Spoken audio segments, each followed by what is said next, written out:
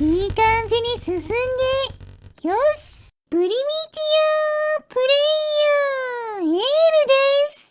今回は赤眼ランチャーを作ってみようと思います。次のモノリスをうまく使って遠くにいる敵を赤眼したいので、うまくできたらチャンネル登録してもらえると嬉しいです。それでは作っていきましょう。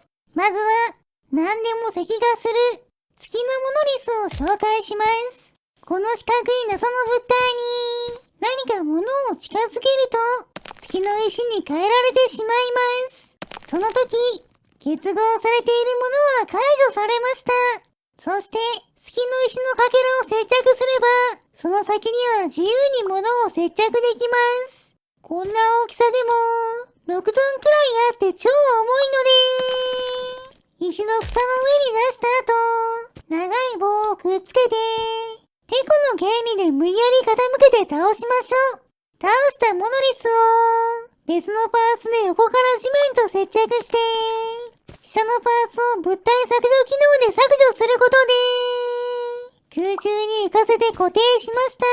さすがに6トンの物体を飛行させることは難しいのでモノリスが地上を進めるように丈夫で転がりやすいタイヤを用意しましょう。こんな感じで遠くの物体から伸ばした棒を使ったオブジェクト描画距離の変更で物を重ねる圧縮テクニックで32枚のゴムの板を重ねた128の角を持つほぼ円形のタイヤを作りました。重さもあって丈夫なので壊れにくいはずです。早速こちらを設計図機能でコピーしてモノリスに装着しましょう。2つのタイヤの間の軸をつなげることで傾きを抑えています。よし、装着が完了したので固定を解除すると、おっと、重量に耐えきれず壊れてしまいました。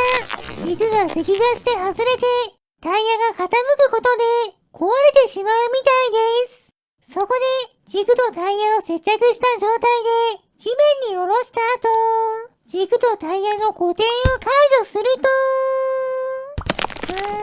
ダメですね。解除した瞬間ぶっ壊れました。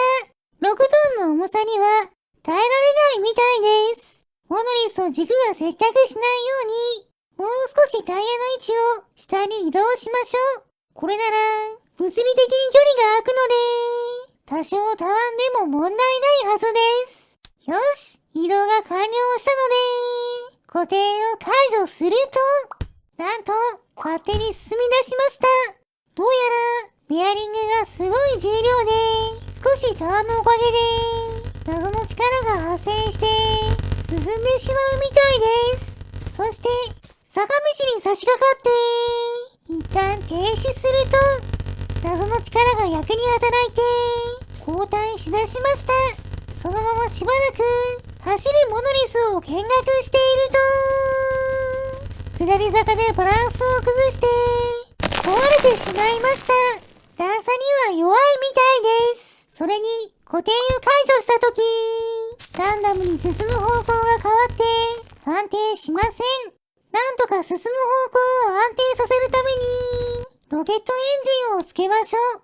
早速噴射させながら固定を解除するとロケットエンジンの噴射がベアリングの謎動力に負けて逆向きに進んでしまっています。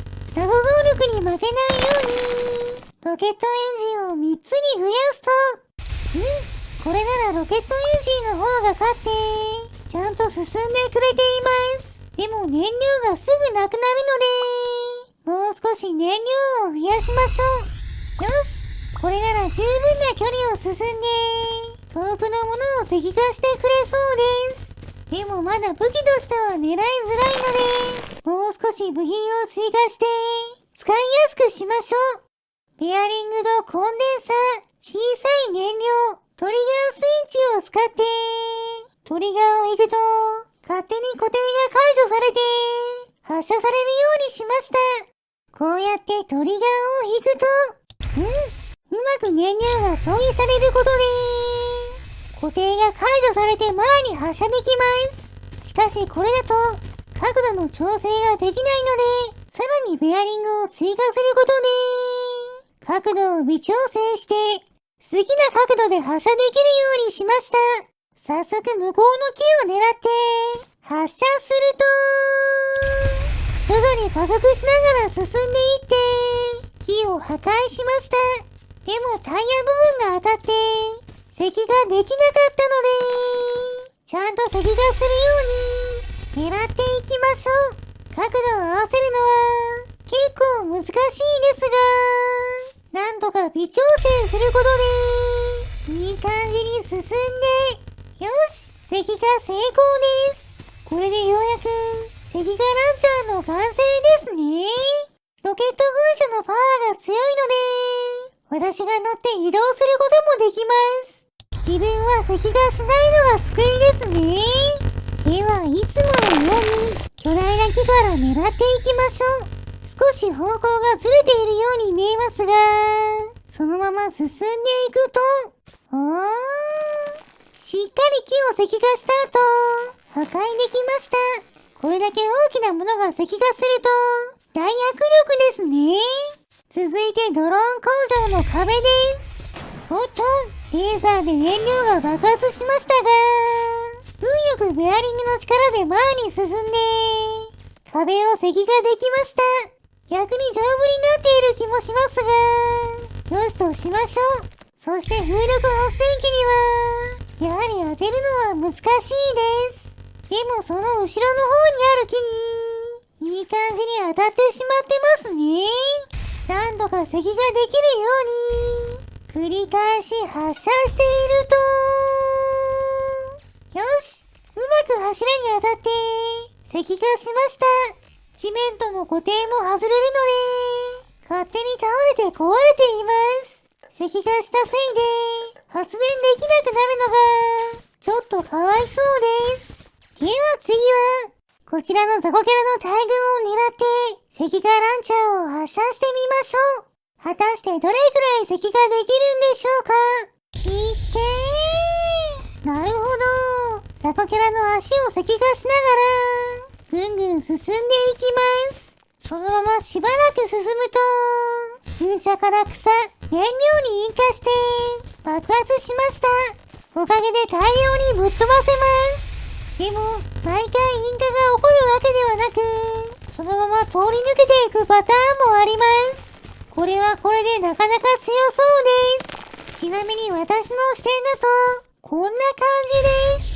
トリガーを一瞬引くだけで、向いている方向に燃料が切れるまで進み続けてくれます。速度はそこまで速くありませんが、次々にザコキャラの足を石化していくのが、なかなか恐ろしい光景です。そして、私が乗った状態で発射してみると、私の重さを感じさせず、スムーズに進み続けてくれました。おっと、引火して爆発するパターンです。それでは最後は、こちらの巨大スライムを狙って、石化ランチャーで攻撃してみましょう。果たして石化することはできるんでしょうか。早速狙ってみると、高さが足りないので、下を通り抜けてしまいました。うまく足を破壊して、スライムが乗り上げる形で、石化するようにしましょう。そのまま繰り返し狙っていますが、なかなか思ったように石化しません。それでも、諦めずに狙い続けていると、燃料が途中で消えて、ベアリング動力が働いたのか、後ろ向きに進み出しました。そして、やったー！石化成功です。巨大スライムを倒しました。ベアリングの謎パワーでバックしたモノリスが、いい感じに接触してくれたみたいです。